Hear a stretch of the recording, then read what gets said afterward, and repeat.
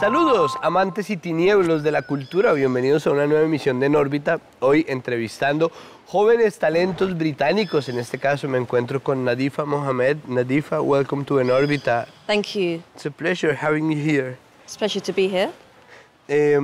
How do you like it in Cartagena? Has it been fun? It's beautiful. It's been so fun.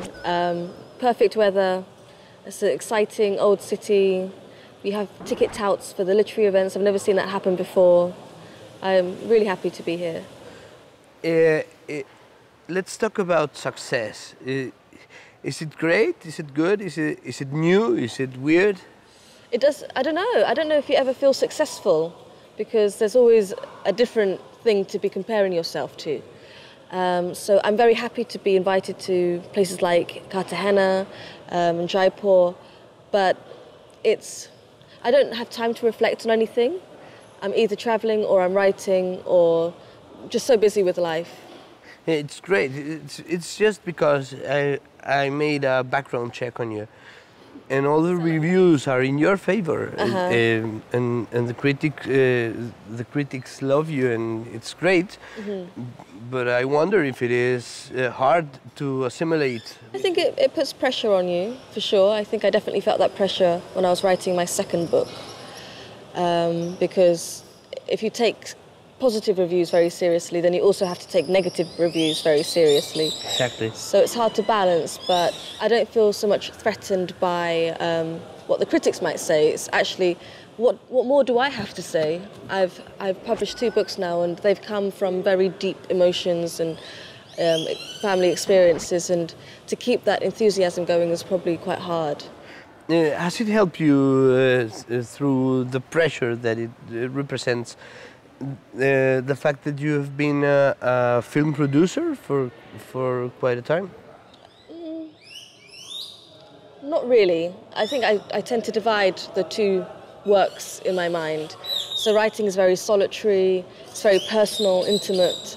The work I do in film or TV is much more collaborative.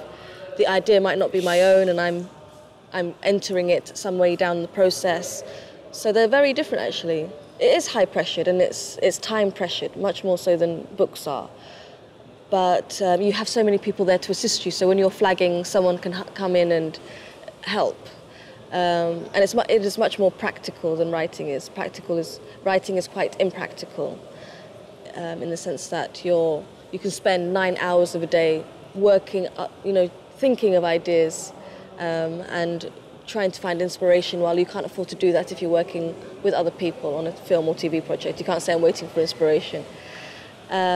So I enjoy doing both, for sure, but at heart I'm probably a writer. Do you believe in inspiration?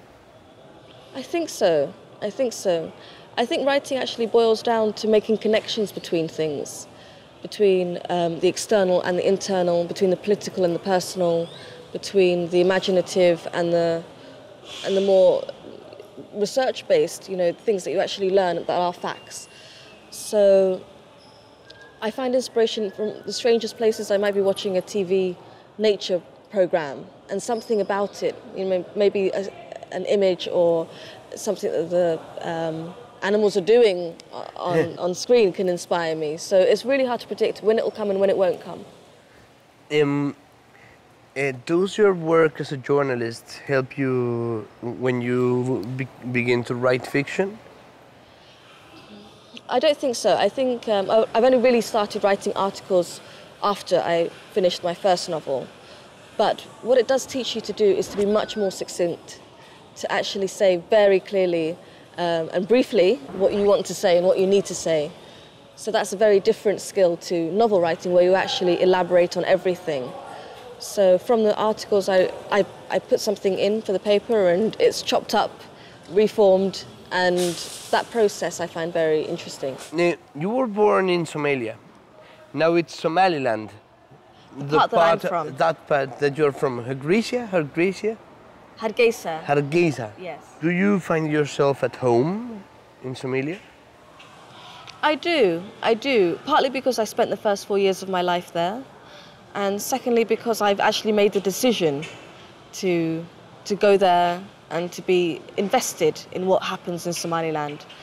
So the area, my neighborhood where I grew up hasn't changed much at all, but it seems like the whole city around it has completely transformed.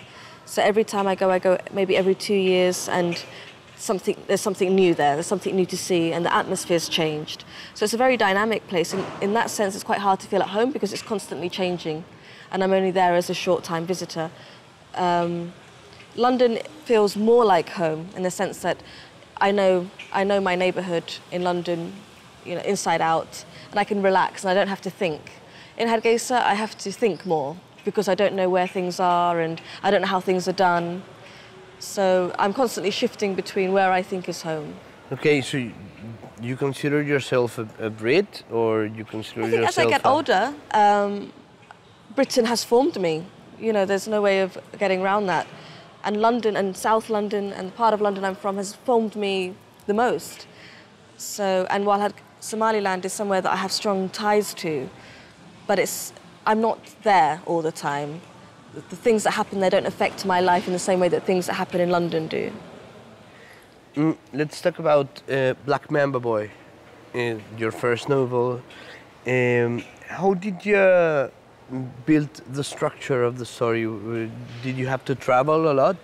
I did travel. I went to East Africa for the first time, actually, to do research for the book. That was my first visit to Somaliland after we'd left.